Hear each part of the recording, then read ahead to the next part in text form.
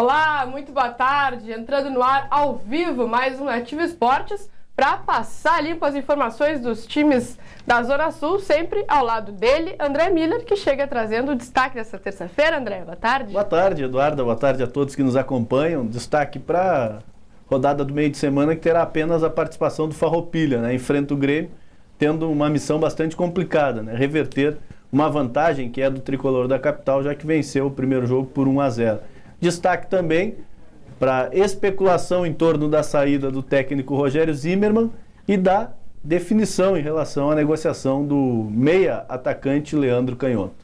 Tudo isso a gente vai falar daqui a pouquinho, no segundo bloco, o destaque ao Brasil, porque agora a gente começa falando do Farroupilha. Quem esteve no Nicolau Fico e nos traz as informações é o repórter Marcelo Preste, conversou com o técnico Everton Duarte, com o atacante Gleison, sobre esse retorno da vitória ao Fragata. Confira. E aqui no Nicolau Fico, o clima é de descontração. Afinal, a equipe venceu o São Paulo de Rio Grande fora de casa no último domingo, 1-0. Vitória essa que não acontecia desde abril. O ataque do Farroupilha havia passado em branco nos 2 últimos jogos. Mas agora Gleison, centroavante, garantiu a vitória tricolor, os 3 pontos. Eu conversei com ele, ele fala aí da alegria, da felicidade de ter marcado esse gol e garantido aí a vitória tricolor no clássico de domingo. Foi um jogo importante, nós jogamos bem, nós estamos melhorando a cada dia, né, cara? Porque o jogo contra o Pelotas, a gente estava com 17 dias de trabalho, fomos melhorando durante os jogos e agora, graças a Deus, a gente conseguiu a vitória. Então, Gleison falando sobre a vitória, sobre o gol marcado domingo contra a equipe do São Paulo.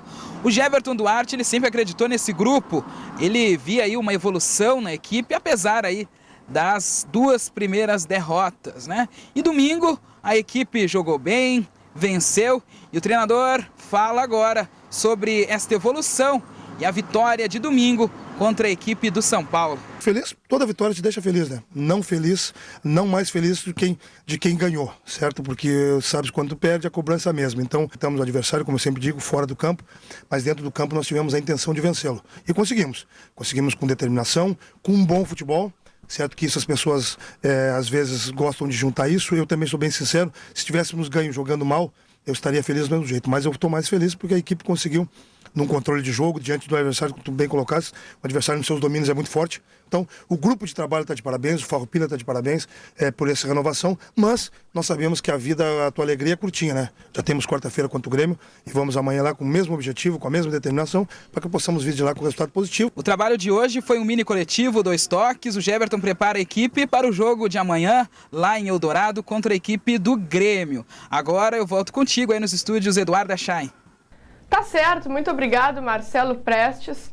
Belo repórter, né? Bela contratação daí. Alto nível, né? Mantendo o alto nível do Nativo Esporte. É verdade. Vamos conferir como é que tá a classificação da Copa Fronteira Sul. O Pelotas é o líder com 6 pontos, 3 jogos, 2 vitórias e 1 derrota no Clássico Brapel. O Brasil apenas um jogo, tem 3 pontos, a vitória no Clássico.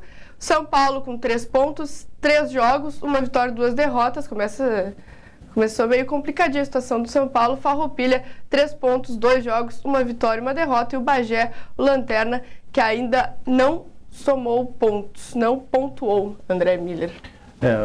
Especificamente falando em relação ao Farroupilha, acredito que com 1 ponto já esteja garantido na próxima fase da competição. Como disseste, complicou a vida do São Paulo, porque tem mais uma partida só por fazer e é contra o Brasil, né? O favorito da chave, pelo que vem demonstrando, né? Mas há uma bagunça que a gente observa na tabela em relação ao número de jogos das equipes. O Farroupilha volta a campo nesta quarta-feira e o principal objetivo, no meu entendimento, claro que vai pensar em buscar a vaga, a próxima fase, mas é complicado em função do resultado que teve aqui no estádio Bento Freitas, né?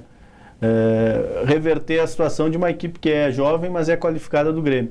Mas o principal foco e objetivo do Farroupilha, para mim, deve ser essa continuidade em relação à evolução no aspecto coletivo, né? Foi trágico na estreia diante do Pelotas, depois teve uma melhora significativa contra o próprio Grêmio na semana passada e venceu, não só venceu o São Paulo, venceu com consistência, né? Foi uma equipe que atuou muito bem, a gente buscou informações em relação a esse jogo, acompanhamos algumas imagens, né, e foi uma equipe bastante consistente, que procurou botar a bola no chão e que já teve um processo de evolução muito maior. Então esse é o principal foco, no meu entendimento, né, manter esta evolução até para continuidade na Copa Fronteira Sul. O Farroupilha dá para se dizer aquele velho chavão do futebol que está crescendo na hora certa, porque até o Gleison frisou que na partida contra o Grêmio eles tinham 17 dias de treinamento, né? Então, claro que dentro de todas as limitações que a gente sabe do Farroupilha, pode conseguir um caminho de conseguir uma boa campanha, né? Pelo menos fazer frente, não só participar. Se o Pelotas reclama do período de trabalho pré-competição, imagina o Farroupilha, né? Que já tem as dificuldades naturais, né, em relação a investimento, né, a poder de fogo financeiramente. Imagina com um período ainda reduzido de trabalho, né? A comissão técnica foi colocada à prova, né? E com um trabalho comprometido, sobretudo na parte física, né?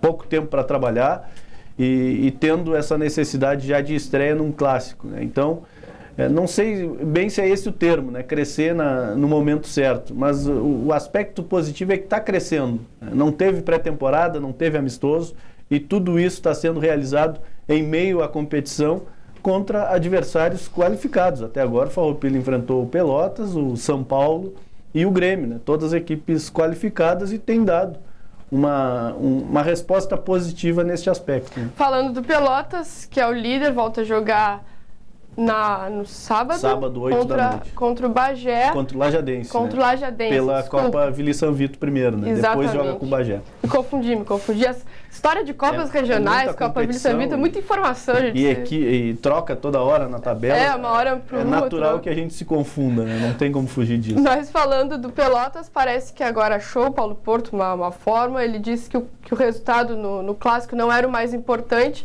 mas parece que ele está encontrando, né? Depois de algumas variações naquele esquema anteriormente proposto, ele está encontrando o Pelotas certo que ele quer.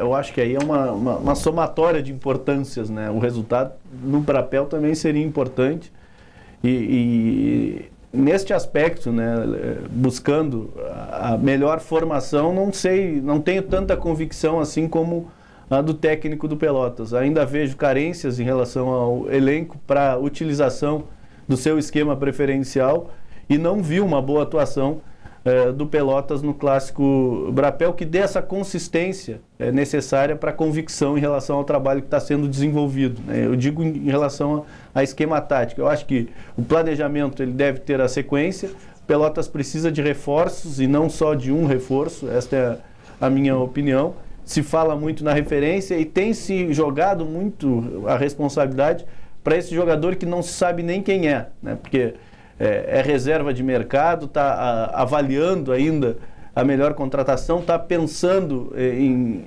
encerramento de outras competições para contratar, e isso dá uma dimensão, uma expectativa no torcedor de um jogador muito acima da média. Daqui a pouco esse jogador acaba frustrando essa expectativa e chega aqui com uma responsabilidade além do necessário. Acho que o Pelotas precisa também pensar nesse aspecto e diminuir um pouco essa intensidade na convicção do camisa 9, né? Tem que ser uma contratação natural, sem uma responsabilidade a mais e valorizar, por enquanto, né, quem está trabalhando aí. O que tem, né?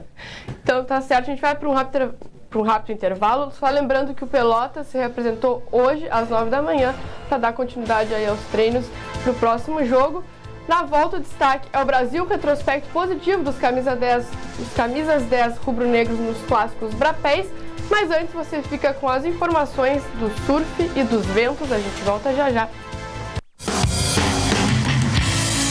Na Praia do Cassino, o sol hoje deu as caras às 7 horas e 3 minutos da manhã e vai se pôr às 6 horas da tarde. Os ventos variam de 14 a 19 nós na direção nordeste. A galera do surf terá média de ondas de 1,5 metros com período de 8 segundos. Não há previsão de chuva e os termômetros podem marcar de 11 a 23 graus.